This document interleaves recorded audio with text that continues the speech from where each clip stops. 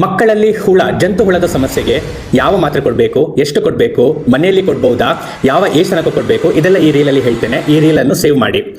ಜಂತು ಹುಳದ ಪ್ರಾಬ್ಲಮ್ ಬಗ್ಗೆ ನಾನು ಈ ರೀಲ್ ಅಪ್ಲೋಡ್ ಮಾಡಿದ್ದೆ. ಇದಕ್ಕೆ 1 ಲಕ್ಷಕ್ಕಿಂತ ಹೆಚ್ಚು ವ್ಯೂಸ್ ಬಂದಿತ್ತು. ಇದನ್ನೊಮ್ಮೆ ನೋಡಿ. ಇದರಲ್ಲಿ ಸಿಂಪ್ಟಮ್ಸ್ ಏನು, ಏನೆಲ್ಲ ಪ್ರಾಬ್ಲಮ್ ಇರುತ್ತೆ, ಯಾವ ಮಕ್ಕಳಲ್ಲಿ ಯಾವ ತರ ಸಿಂಪ್ಟಮ್ಸ್ ಬರುತ್ತೆ ಎಲ್ಲ ಹೇಳಿದ್ದೆ. ಈಗ ಟ್ರೀಟ್ಮೆಂಟ್ಗೆ ನಾವು ಯೂಸ್ ಮಾಡೋದು ಆಲ್ಬೆಂಡಜೋಲ್ ಅಂತ. ಇದು 2 ತರದ ಫಾರ್ಮುಲೇಷನ್ಸ್ ಅಲ್ಲಿ ಬರುತ್ತೆ. ಒಂದು ಸಿರಪ್ ಬರುತ್ತೆ, ಇನ್ನೊಂದು ಟ್ಯಾಬ್ಲೆಟ್ ಬರುತ್ತೆ. ಸಿರಪ್ ಅಲ್ಲಿ 5 ml ಅಲ್ಲಿ 200 mg ಇರುತ್ತೆ, ಟ್ಯಾಬ್ಲೆಟ್ 400 mg ಬರುತ್ತೆ. ಸೊ ಡೋಸ್ ಎಷ್ಟು? ಲೆಸ್ ದೆನ್ 1 ಇಯರ್ ಅಂದ್ರೆ 1 ವರ್ಷಕ್ಕಿಂತ ಕಡಿಮೆ ಇರುವ ಮಕ್ಕಳಲ್ಲಿ ನಾವು ಆಲ್ಬೆಂಡಜೋಲ್ ಕೊಡುವುದಿಲ್ಲ. ಹೌದು, ನಾವು ಆಲ್ಬೆಂಡಜೋಲ್ ಕೊಡುವುದಿಲ್ಲ. 1 ವರ್ಷದಿಂದ 2 ವರ್ಷದೊಳಗಿನ ಮಕ್ಕಳಿಗೆ 200 mg ಕೊಡ್ತೇವೆ. ಹೌದು, 200 mg. 2 ವರ್ಷಕ್ಕಿಂತ ದೊಡ್ಡ ಮಕ್ಕಳಲ್ಲಿ 400 mg ಅಂದ್ರೆ 400 mg ಕೊಡ್ತೇವೆ. ಈಗ ಸಿರಪ್ ಕೂಡ ಕೊಡಬಹುದು, ಟ್ಯಾಬ್ಲೆಟ್ ಕೂಡ ಕೊಡಬಹುದು.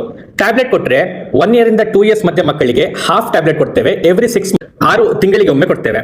ಅದೇ ಸಿರಪ್ ಆದ್ರೆ 1 ವರ್ಷದಿಂದ 2 ವರ್ಷದ ಒಳಗಡೆ ಮಕ್ಕಳಿಗೆ 5 ml ಕೊಡ್ತೇವೆ. 2 ವರ್ಷದಿಂದ ದೊಡ್ಡವರಿಗೆ 10 ml ಕೊಡ್ತೇವೆ. ಇದು ಪೂರ್ತಿ 10 ml ಒಂದೇ ಸಲ ಕೊಡೋದು. ಇದು ಪುನಃ ರಿಪೀಟ್ ಮಾಡುವಾಗಿಲ್ಲ.